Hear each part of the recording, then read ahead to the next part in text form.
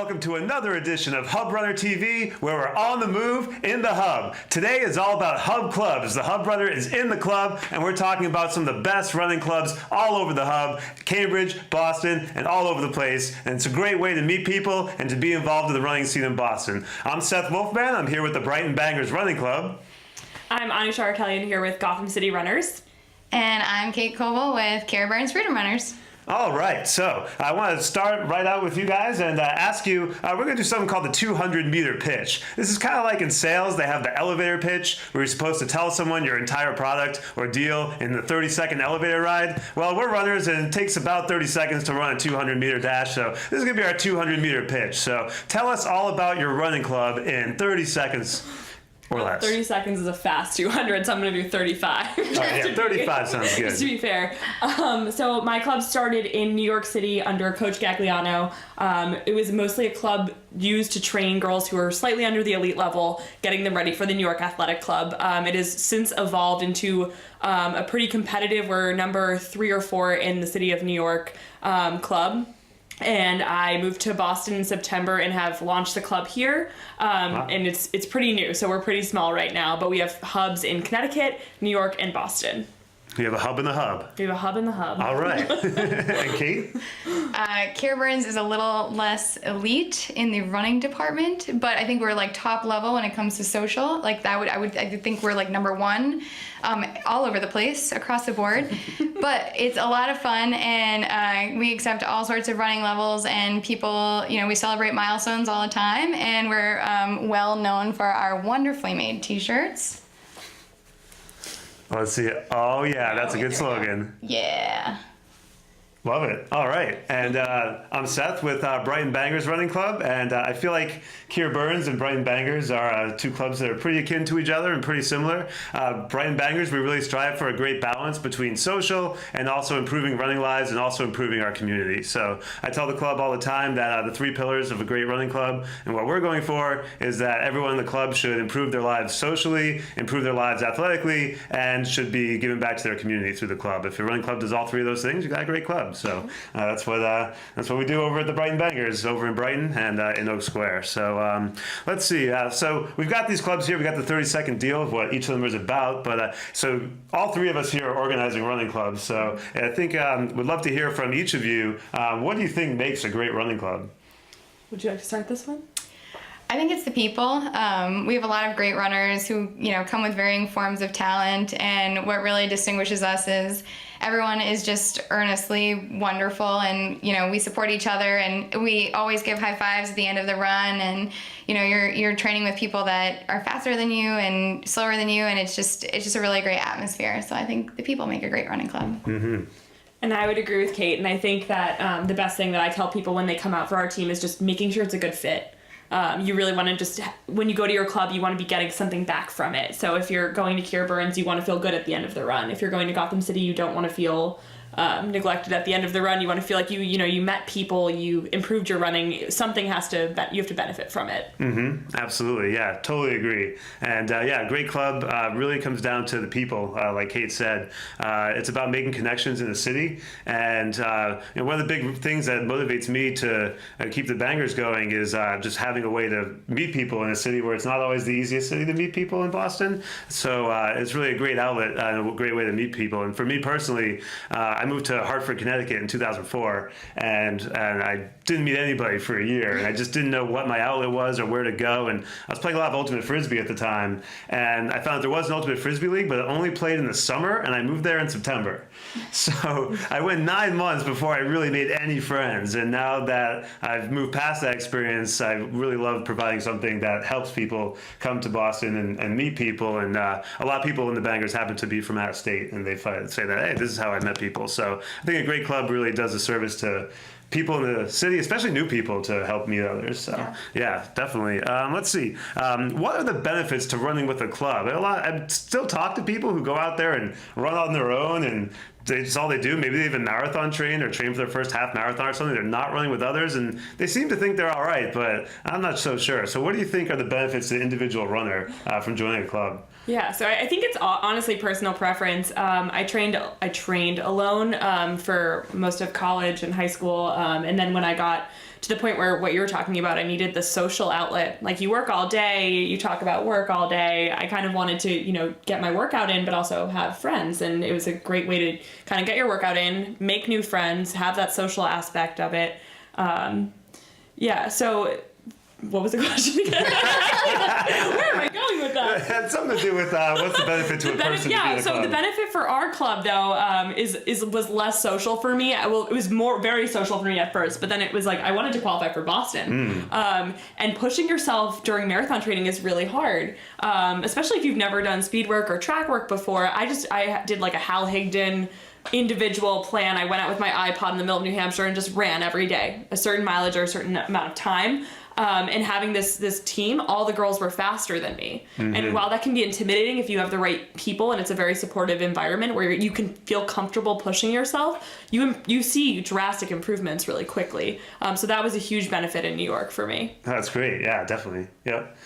Kate, any ideas? What's the biggest benefit to the person in the club? What do they get out of it? Well, I would agree that it's a helpful speed thing. Like, I'm the first person to go out and be like, oh, we're not going to run that fast today. And then, like, somebody starts talking about this, like, really cool thing at work. And then you get talking and then you're like, and the next thing you know, you're sprinting down the street and you're like, oh my God, I would not have done this if I was alone. And I do still do, like, just by going to like 3 or 4 different running clubs, I do still run a lot on my own. And I just like don't naturally choose to push myself when I'm by myself. Like, I do a lot of my recovery runs, just kind of like me and the world, just thinking about things. But it's nice to have like a social companionship. It's nice to be able to like, and I think it varies your running. Like, I will run an out and back, like the most boring thing in the world. And then, like, you know, we get with our friends at KBFR and they're like, oh, you know what we're going to do instead? We're going to do a loop through the entire city and look at Christmas lights. And you're like, yeah, that's a great idea. And you just, like, it gets you out of your element, out of your, you know, kind of, like, I think runners have a tendency to, like, do the same thing and you know, be very, like, scheduled and, you know, strict and oriented with their lives, and having other people influence you is just, it's just a good way to be well-rounded. Absolutely, yeah. Having other people, like, set the fun and break the monotony is really important for sure.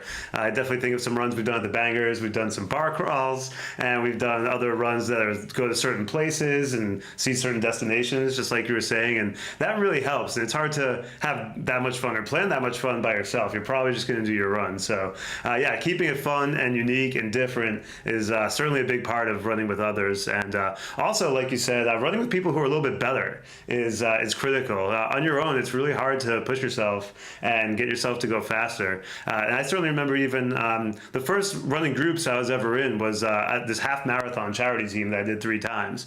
And charity teams are great. And when you do a half marathon charity team, there's a lot of new runners, right? It's a lot of people who are just getting into running, and that's totally fine because I was that same thing when I started with that group. After 3 years of that group, I realized that I wasn't getting any better 3 years into this thing, and it kind of dawned on me one day. I was like, I need to run with some people who are a little bit better than me or a little bit faster. And so I switched groups and started looking for other groups. And as soon as I started running with people who were faster than me, I started making a lot of improvements and started seeing my results get better. So yeah, being in a group where there's people who are a little bit better than you, who can push you, and also people who are a little trying to catch you and who want to get to your level, I think it creates this kind of cascade of motivation throughout the club that is pretty beneficial to just about everybody. And even the fastest person in the club, they still might need someone else to run with in order to get out the door that day. Yeah. So yeah, I think those are definitely some huge benefits. So yeah, keeping it fresh is definitely important. And let's see what else we have.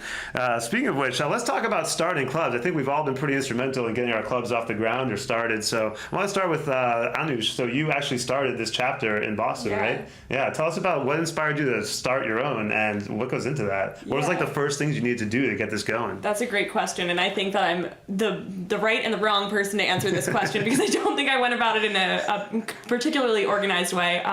So I moved to Boston in September for work and was transferred. And before then, I think starting in June, I was all over social media, just like looking for a club and I was looking for my club in Boston, which is a pretty heavy female dominated space. You know, the coaches are invested in improving every runner. Our program really looks at women that are about to qualify for Boston or like even 4-hour marathoners, bringing them down like to a sub 3, right, like low 3-hour marathon. Wow. So it's very That's fun. crazy. Yeah, I'll get on that It's program. fast. It's very fun. And I couldn't find anything. I couldn't find a coach that I vibed with. None of them were allowing me to keep the coach I had in New York, who I had bonded with, and he runs the whole program for Gotham City Runners. And so I was talking to him one night, and he's like, well, you know what? Why don't you just keep doing the workouts I give you? I'm going to post your workouts online, the meetup spot, and I'll give you an email address, and we'll see if people start emailing you. And we did it. I posted one post on Instagram, one on Facebook publicly, and had everyone share it that I knew in the area. And before I knew it, I had 4 or 5 girls running with me every Tuesday and every Thursday. Wow. And since then, it's still been that core group. But on my email list, I have like 20 to 30 people, and new people are trying out every week. And I Great, encourage yes. people really, I think, and Kate's come to one of my track I've workouts. come. Like, we run together, but when we say together, like, we're running at the same time. We're just not, like, together. Like, I'm, like, there, but not. It's good. We do also run together on Tuesdays. So I do run for Kier Byrnes on Tuesdays, which is, I think it's really nice to have multiple running groups, to be totally honest. Yeah. Well, because it's a better way to get what you need. Exactly. Like Good there's mix. something, each group gives you something different. And so for my track workouts, I recommend people come to the track. Okay. Because like Kate was saying, we're running at the same time, but you Right. might not be doing the same pace. So that means that anyone can come, we'll give you a different pace. So you can finish the workout, you all have the same, you've accomplished the same workout, and Yeah. you'll benefit from, the girl that's 5 seconds faster than you. Right. Which is a really cool thing. So the track workouts for me have grown. So I've had like 3 or 4 people, and now we have, 5 to 8 people coming every week. And you can tell as it's getting warmer and it's not negative 5 degrees out, people are going to be maybe more inclined to come to the workouts. So I think it'll grow over the summer. Absolutely. And like you said, track workouts are really great for if people are at different paces, because you're never that far apart. You finish 10 seconds behind someone else on a 400 or 800 or whatever, and then you're hanging out again. Yeah. As opposed to if you're doing some loop or an hour back, then you're going to be separated from someone who's not your pace for the entire run. Exactly. So track workouts are really good for starting a group and getting people together. It's a great point. And Kate, you have been instrumental in getting the Kier Byrnes Freedom Runners off the ground. Tell us what it's been like building that, and what did it take to make it happen and get it where it is now? Well, to be honest, it was already kind of off the ground by the time I got there. I've been with the group for like 4 years, I think, and before that they had a pretty big following. And, it kind of started very grassroots, like just a bunch of friends wanting to get together every Tuesday and then have a beer afterwards. But I think where the explosions happen, and we've had several groups like, kind of like grow up and get married and have kids and not have time to come every Tuesday, and they still come, just not every Tuesday. And the way that we just keep getting new people to come is that we do these themed runs, and we give every runner their own day where they get to they like bring their friends and their friends, and everybody buys them beers, and it's kind of a big deal. And so that's kind of how we continue to grow. We've had, some turnover, but for the most part, we have a great core group of people. And, we can get anywhere between, on our lowest days when it's like freezing cold out, 4 people to, upwards of 40. So. Yeah, that's a great group. Yeah. Yeah, Brighton Bangers are very similar as well. Same thing. It's been 5 years next month for the Bangers. And for me personally, I was there when the club started. It was started by another person, but I was one of the first people that was there from the first meetings. And yeah, it started very grassroots, exactly like you just said, just a bunch of friends who wanted to run a few miles and have a beer. And that's been going on every Wednesday in Oak Square now for 5 years straight. So that's pretty great. And it's just grown grassroots. The word spreads through every social media, and people find us through Google or Facebook when they're new in town, and also from friends recommending each other. And a big part of getting it to where it is now, I think, has been, there's definitely been a turning of the corner in the last 2 years for the group. I'd say it was pretty much the same size for 2.5, 3 years, and then the last 2 years, it's really grown a lot very quickly. And I think a few things that have turned the corner are having a core group that's really committed and and also welcoming and making sure everyone else who just shows up feels welcome.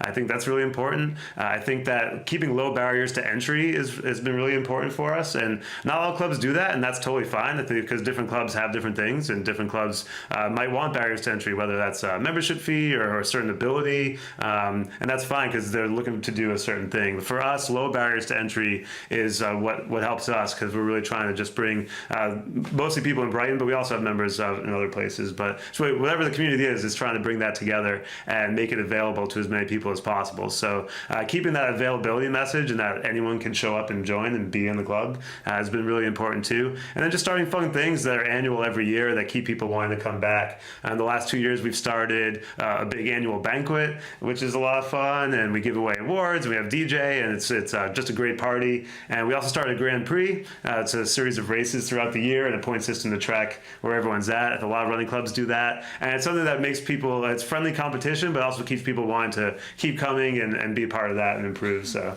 having things like that really helps. So let's see. What else can we talk about? I know there are some great traditions in different running clubs, and traditions are some things that really make clubs unique and help establish a club culture. And Kate, I know KBFR has some awesome traditions. Tell us about a couple of those. Well, we actually have 7 bylaws. Okay. And the first bylaw is if you're wearing a KBFR t-shirt and somebody takes your photo, you have to close your eyes. What? Yeah, you're supposed to close your eyes. Wait, does that mean you have to have your eyes closed this whole show? So I've Well, this is video, so this is different. I've actually never done that, so I've already You're screwed up rule number 1 You're the of the worst. Q. Yeah, Rule number I might This get is like kicked out. talking about Fight Club outside of I Fight know, Club. right? You know? Yeah, this is bad. Yeah, I think a few people might see Anoush this too. fast, but like... She's great. All right, so we're going to work on rule number 1. Rule number 1. Rule number 2 is that when you are the runner of honor, you have to drink out of the chalice. We've had several iterations of chalices because they're so wonderful that sometimes they walk off on their own. What's the runner of honor? Is that something that happens every week, or how does that work? Yeah, so it's not every week. We have a planning committee, which is like literally anybody can come, and we have pizza and beer, and we just hang out and plan the next like 6 weeks or some 12 That's weeks. a good idea. We should do that. It's fun, but it gets different people involved in like, the theme runs, because sometimes it's like not about the runner. Sometimes it's like dress as your favorite vegetable and bring a canned good, and we donate all the food to like a food shelter. And sometimes it's one of our favorites is in July. It's the running of the bulls, and we dress in white t-shirts and red neckties, and we have squirt guns, and you try to run, and somebody's the bull, and you have to try to outrun the bull. And I never do, but it's always fun regardless. And we do that every July. So these like theme runs keep things fun and interesting, but we have like a little planning committee, and sometimes it gets weird. One time we had a contest to see who could fit through a cat door, but like things get done. Wait, can anyone fit through a cat door? A lot of people can. I've never tried it, but The video is on our website, so like if you have time or if you don't have time, like you should check it out. All right, the Kier Byrnes door squeezers, or something like that. Wow. It's We're gonna look it up after. All right. What was the question again? Oh, the traditions. Yeah, traditions, fun stuff. So at the end of every race, we have a golden fanny pack. That's the MVP pack, and you don't have to be the fastest person to win the MVP pack, but you have to have essentially tried the hardest, or maybe you got a PR for that one, even if it's by a second, or you came back from an injury. But it's a golden fanny pack that has 2 beers in it, and you have to take a knee and chug it. Both beers? One beer, you would give me and then you would chug one, and I would chug one. Got it. And then you have to run, when you get it, you have to run the next race with the fanny pack. Yes. We have the same thing for Spirit. It's a red, white, and blue sequence fanny pack, which is so on trend right now. Mm-hmm. But it has nips in it. So you have to take a knee and do the nip. Yep. And has anyone ever had to wear the golden fanny pack for a half marathon or a marathon if that was their next race? Has that happened? Technically you should have, but normally for those distances we don't enforce the rules so much. We're not really about enforcing rules. It doesn't seem like it. The beer drinking portion is a little bit more enforced than the wearing of said fanny pack. You gotta have priorities. You do. In any society. Yeah. It's best if it's really summer and the beers get hot and really shaken up. That's when the most fun. Yeah. Definitely. Yeah. But it's it's a very huge honor to receive the award. I really want it now. Yeah. You know? Hear You that. gotta earn it. Absolutely. You gotta earn it. Well, those are some amazing traditions. Those sound really fun. It just makes me want to join the club.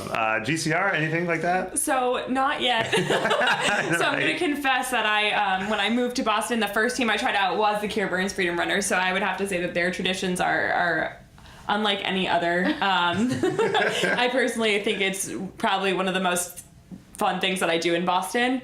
And just going every Tuesday, karaoke was one of my first nights. Yeah, karaoke is another wonderful tradition. We do it 4 times a year. Yeah, it was one of those. It was a lot of fun. I'm great at karaoke, so it was. I'm just kidding. What's your go-to song? Sneaky is good at karaoke. Yeah, we're all about fun.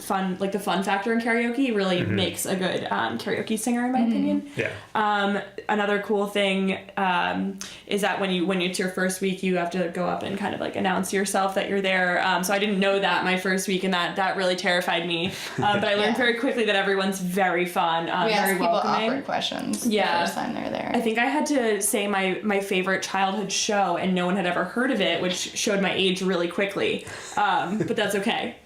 We got over it, we got past it, and I've really made like some of my closest friends in Cambridge at this club, and it's really incredible. Like I'll be coming back late from work on a Tuesday, and I'll know I've missed the run, but I can still show up and just say hi. The other cool run for me that I've loved that I went to the first original run on Sundays. I do a run out of Slum Brew in Somerville, which is still close to my apartment, which is really nice. And we do like an 8.5 mile run, and it's super hilly.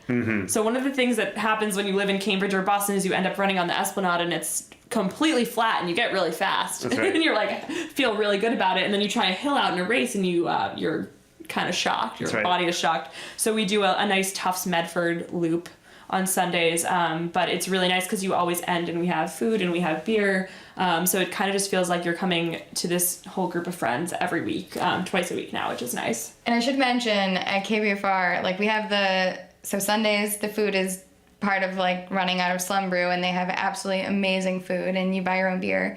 At the courtside they give us free pizza every week and 1 free beer. And to top it all off, we have the best bartenders in the entire city. Mary Ellen is an absolute saint, and Jimmy, her son, is equally just wonderful. I would recommend them to anyone. Excellent. And same for the bangers. We have a great time as well with that. We have Mike at the Last Drop in Oak Square in Brighton, and he does a great job getting us all beer after our runs every Wednesday. And Saturdays, we do a different themed run every Saturday. For example, this past Saturday, we went out and did an aid station for the big Charity 21 run, the Hop 21. So we set up an aid station out there at about mile 19 and did that. Yeah, other times we'll do some sort of smoothie run or some sort of a brunch run, and we have just all sorts of different themes on Saturdays, going to different places and doing different things. So scavenger hunts. So we do a lot of fun stuff on Saturdays. Sometimes we'll do Wednesdays. We'll do a fun one as well. Those are when we've done our bar crawls. We've done scavenger hunts on Wednesdays. And this past year, Aeronaut Brewing set up a pop-up in Alston. And it was there for, I think, 6 weeks, and we went twice. So it was great to just actually run to an outdoor beer garden and sit there and drink and then try to run back. It's not easy, but someone's got to do it, and we did. So we also have a great bar that we go to and afterwards on Wednesdays and hang out, and it's really a great time. So recommend anyone who's in the area try that as well. So there you go. Speaking of which, we have about 2 minutes left. So why don't we just take a minute and each of us just recap what is the best way to get involved with each of these clubs that are represented today. So you guys go ahead first. Yeah, so again, the track workout is probably our best workout to show up at, and you can show up at anything. We have a website, and the website has my email. We're also on Instagram. That will also probably just lead you back to my email, but there's a Boston chapter tab, and that's what I would look at. All right. Yeah, KBFR has a website, and on there you can find our running routes, the time that we run from, all of the races that we go to, videos of people going through cat doors, anything that you might need as a person or as a runner. But as most people don't do, they don't like necessarily go and read the bylaws, which I like highly recommend. They're amazing. We also have a very active Facebook group. You can just kind of, Facebook us, and you'll know kind of what the theme is and who's the runner of honor and that sort of thing. But realistically, you can just show up at the courtside at 7:00 on a Tuesday night, and that's the best way. We very much so encourage pre-beers too, if that's your style. Absolutely. And for Brighton Baggers, best way to join is main event is Wednesday night, 7 p.m. at Oak Square. Just show up and be ready to run. We do routes of either 3, 4.5, or 6 miles. There's people running all three, so you can pick whichever one you like and run with the group that's doing that distance. And then we go out for drinks at the last drop right there in Oak Square right afterwards. So that's a great way to join. We also do our fun runs and long runs on Saturday mornings. And the best way to find out what's happening with those is to get on our Facebook group. So join the group, request to join, and you get put right in, and then you'll be on the Facebook group. The 9:30 run is the short run, and then for whatever long run is happening, that starts earlier. So check that out. And we also have races throughout the year with our Grand Prix. It's about a race a month where we're getting big groups to races, about 20 to 50 people per race. So feel free to hop in on any race, and you can meet people there. And also in the Facebook group, that's where you find out about all of our parties and other things that go on outside of actually running. So that's the best way to get involved with the Bangers. Well, I want to thank both of you for joining us on the show today. It's been awesome having you and talking about running clubs. So thanks so much for coming. Thanks for having us. This is awesome. Yeah, great. Well, I greatly appreciate it. And go out and join a running club in the Hub today. And don't forget to, if you're with KBFR, run for beer. And we'll see you next time. And as always, stay on the move in the Hub.